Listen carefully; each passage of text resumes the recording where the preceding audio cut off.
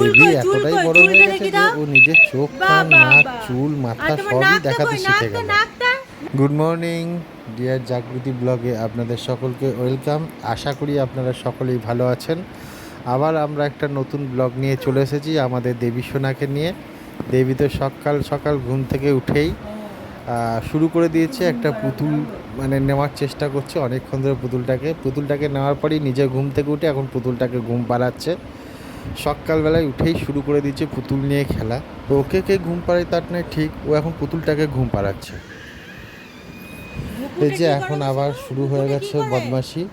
এখন এতটাই বড় হয়ে গেছে যে ওকে এখন অনেক কিছু শিখে গেছে। এখন ওকে যেটাই বলছি এখন সেটাই দেখাচ্ছে। আর কালকেই তো বলেছিলাম আপনাদের, ও এখন আর সাপোর্ট ছাড়াই অনেকটাই হাঁটছে।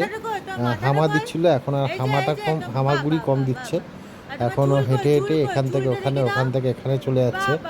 আর সবথেকে মজার জিনিস, ও এখন শিখে গেছে ওর চুল কোনটা, মাথা কোনটা, নাক কোনটা, চোখ কোনটা ও দেখাচ্ছে। এত সুন্দর লাগছে যে বলে বোঝাতে পারবো না। এবং শুধু তাই না, বিভিন্ন পশু পাখির আওয়াজও শিখে গেছে। যদি বলি কুকুরটা কী করে ডাকে, ভুক ভুক করে ডাকে, সেটাও শোনাচ্ছে। গরু কিভাবে ডাকে সেটা শোনাচ্ছে। অনেক কিছু শিখে গেছে। এত তাড়াতাড়ি যে আমাদের মেয়েটা বড় হয়ে যাবে ভাবতেও পারিনি। সবে 1 বছর বয়স হয়েছে, কিন্তু শিখে গেছে অনেক কিছু। এটা অবশ্য আমাদের ভাবনার বাইরেই ছিল। এত তাড়াতাড়ি এত কিছু শিখে যাবে আমরা ভাবতেও পারিনি। এখনও সেই দেখুন নাচের কায়দা দেখুন। এই যে এইসব নাচ যে কোথায় থেকে শেখে জানি না। এখন নাচ করে, গান করে। ওকে যদি গান করতেও বলি, কানে হাত দিয়ে আ করে গান করে। কোথায় থেকে শিখেছে সেটাও জানি না।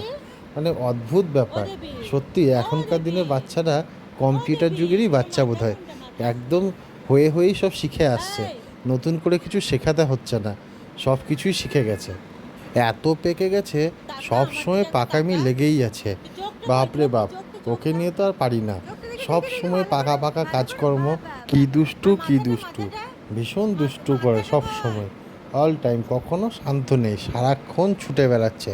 আর এখন তো নতুন নতুন দাঁড়াতে শিখে। ও তো এখন হামাগুড়ি দিচ্ছে না, শুধু ছুটে ছুটে বেড়াচ্ছে আর ধূপ ধাপ করে কাচার খাচ্ছে। খুব কম ও হামাগুড়ি দিচ্ছে, নাহলে বেশিরভাগ টাইমটাই ছুটে বেড়াচ্ছে। রাত্রিবেলায় খাওয়া দাওয়ার পর চলে এসেছে আমার সঙ্গে শুতে। সারাদিন তো আমাকে পায় না, আমাকে যখন পায় তখন থেকে আর ছাড়তেও চায় না। কারণ ননস্টপ আমার সঙ্গে খেলাধুলা, বদমাশি। আমাকে আবার শুয়ে শুয়ে ক্রিম মাখিয়ে দিচ্ছিল। কিছুক্ষণ আগে ওর মা ওকে ক্রিম মাখিয়ে দিয়েছে। তারপর আমি যখন ওকে বলেছি চলো আমাকে একটু ক্রিম মাখিয়ে দাও, তো কি সুন্দর ছোট্ট ছোট্ট হাত দিয়ে আমাকে যা সুন্দরভাবে ক্রিম মাখাচ্ছিল, মনে ছিল ওর হাতে ক্রিম মেখেই যায়। যদিও ওর হাতে কোনো ক্রিম ছিল না, কিন্তু ভীষণ মজা লাগছিল। অন্যদিন অবশ্য এতক্ষণ ঘুমিয়ে যায়। আজকে প্রায় 12টা পেরিয়ে গেছে, এখনও পর্যন্ত ঘুমায়নি।